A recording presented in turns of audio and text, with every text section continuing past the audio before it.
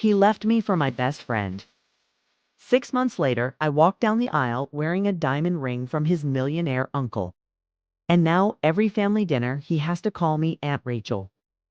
My name is Rachel Morgan. I'm 32, and I live in Dallas, Texas. I met Michael when I was 26.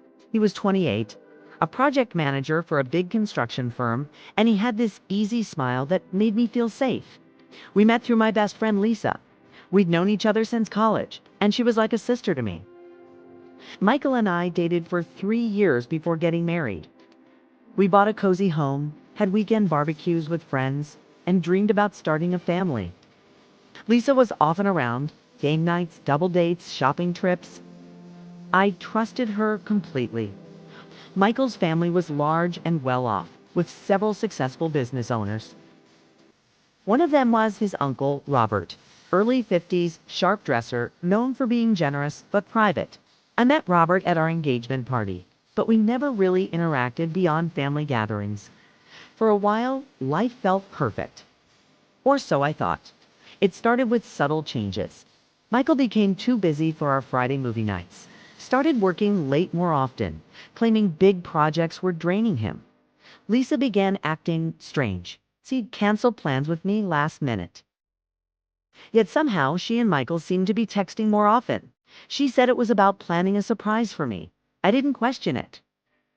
Then Michael became distant in other ways, avoiding conversations about our future. Suddenly criticizing my cooking, my clothes, even my friends.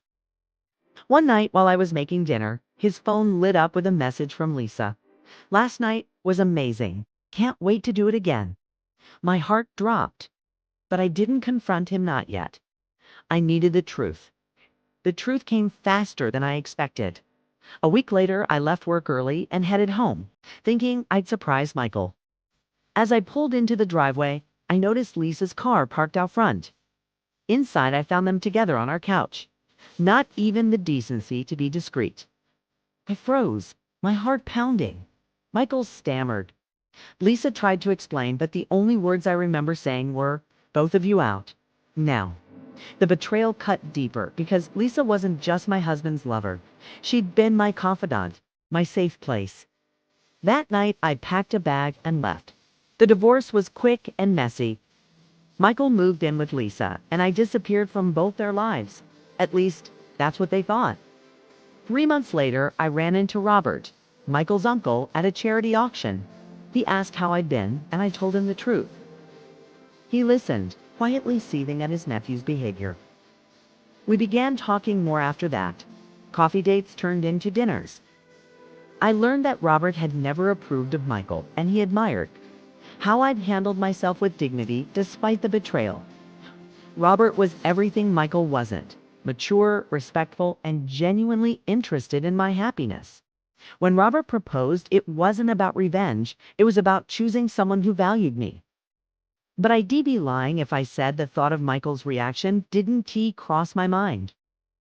The wedding was beautiful, intimate, and filled with people who truly cared about us. And yes, Michael and Lisa were there, Robert insisted. The look on their faces when they realized I was marrying his uncle. Priceless. Michael's jaw tightened. Lisa's eyes darted everywhere but mine. When the officiant pronounced us husband and wife, I kissed Robert and made sure Michael was watching. Now, at family gatherings, Michael can't avoid me. He has to shake my hand, smile for photos, and refer to me as Aunt Rachel. Lisa avoids conversation altogether. Robert and I travel, run a small charity together, and I've built a life where betrayal has no place.